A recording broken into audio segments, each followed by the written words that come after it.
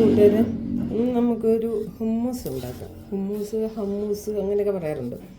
അപ്പോൾ അതിന് ഞാൻ ഇവിടെ കുറച്ച് വെളുത്ത എള്ള് അത് വറുത്ത് വെച്ചിട്ടുണ്ട്. ചെറുതായിട്ടൊന്ന് മൂപ്പിച്ചിട്ടുണ്ട്. അപ്പോൾ നമുക്ക് മിക്സിയുടെ ജാറിലേക്ക് ഇട്ട് കൊടുത്ത് ഒന്ന് പൊടിച്ചെടുക്കാം.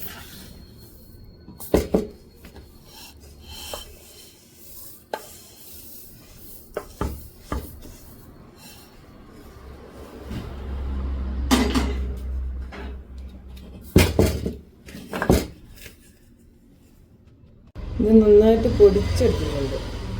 നമുക്ക് ഇതിലേക്ക് ഇച്ചിരി ഒലിവ് ഓയിലും കൂടെ ഒഴിച്ചിട്ട് നന്നായിട്ടൊന്ന് അരച്ചും കൂടി എടുക്കാം. ഒലിവ് ഓയിൽ ഒഴിക്കണ്ട കേട്ടോ.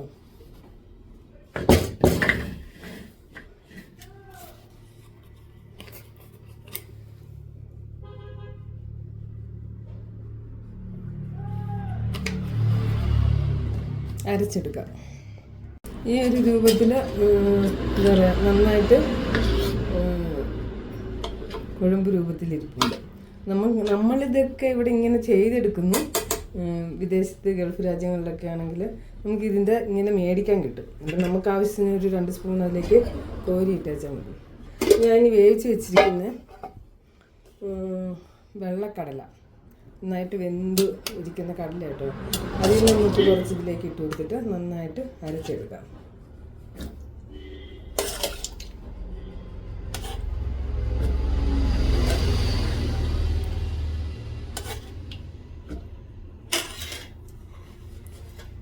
ഒന്ന് അരച്ചെടുക്കാം. ഇതിലേക്ക് ഞാനൊരു 2 അല്ലി വെളുത്തുള്ളി ചതച്ചതും ഒരു പച്ചമുളകും കൂടെ അരിഞ്ഞതും കൂടെ ഇട്ടിട്ടുണ്ട്. നമുക്ക് ഇച്ചിരി ഒലിവ് ഓയിലും കൂടെ അതിലേക്ക് ഒഴിച്ച് കൊടുത്തിട്ട് ഒന്നും കൂടെ അരച്ചെടുക്കാം.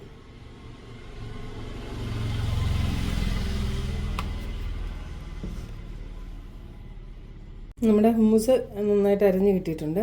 ഇത് നമുക്കൊരു പാത്രത്തിലേക്ക് മാറ്റാം. ഇനി ഇതിൻ്റെ മുകളിൽ നമുക്ക് കുറച്ച് ഒലിവ് ഓയിൽ ഒഴിച്ചു കൊടുക്കാം.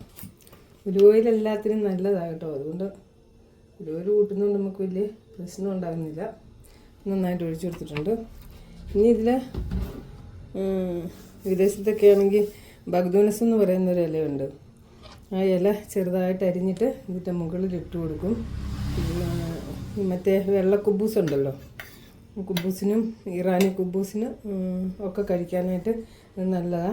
അതുപോലെ തന്നെ ബന്നിൻ്റെ കൂടെ ബന്നിനകത്ത് ഇത് തേച്ചിട്ട് സാൻഡ്വിച്ചായിട്ട് കഴിക്കാം. അതിപ്പോൾ നമുക്ക് ഉണ്ടാക്കാം കേട്ടോ.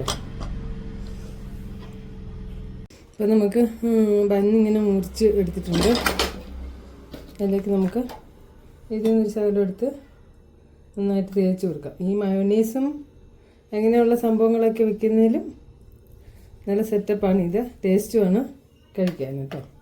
അപ്പോൾ ഇതിങ്ങനെ നന്നായിട്ട് തേച്ച് കൊടുത്തിട്ട് അതിലേക്ക് നമ്മൾ വറുത്ത് വെച്ചിരിക്കുന്ന കത്രിക്ക മുഴുത്തതാണ് കേട്ടോ. നമുക്ക് അവിടെയൊക്കെ ഗൾഫിലൊക്കെ കിട്ടുന്ന പോലത്തെ വലിയ നീല കത്രിക്ക ഇതുപോലത്തെ. അപ്പോൾ അത് ഞാനിങ്ങനെ റൗണ്ടിന് വറുത്ത് വെച്ചിരിക്കുന്നത്. പിന്നെ അതിൻ്റെ കൂടെ കിഴങ്ങ് വറുത്തത് കൊണ്ട് അതും കൂടി ഇതിൽ വെച്ച് കൊടുക്കാം. എന്നിട്ട് സാൻഡ്വിച്ചായിട്ട് കഴിക്കാൻ നല്ലൊരു സംഭവമാണ്. രാവിലത്തെ ബ്രേക്ക്ഫാസ്റ്റിന് കഴിക്കാനും ഇത് നല്ലതാണ്.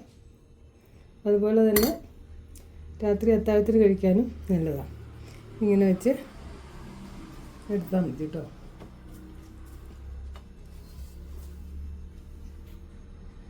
നമ്മുടെ ബന്ന് റെഡി ആയിട്ടുണ്ട്. ഇത് ഞാനിവിടെ റൗണ്ടിനുള്ളത് മാത്രമേ നമുക്കിവിടെ കിട്ടുന്നുള്ളൂ.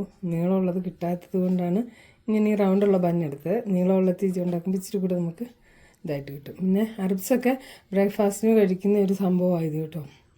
നല്ല ടേസ്റ്റാണ്. എല്ലാവരും ട്രൈ ചെയ്ത് നോക്കണം. ഷെയർ ചെയ്യണം, ലൈക്ക് ചെയ്യണം, സപ്പോർട്ട് ചെയ്യണം. അപ്പോൾ പുതിയൊരു വീഡിയോ ആയിട്ട് വീണ്ടും വരാം. Okay, by.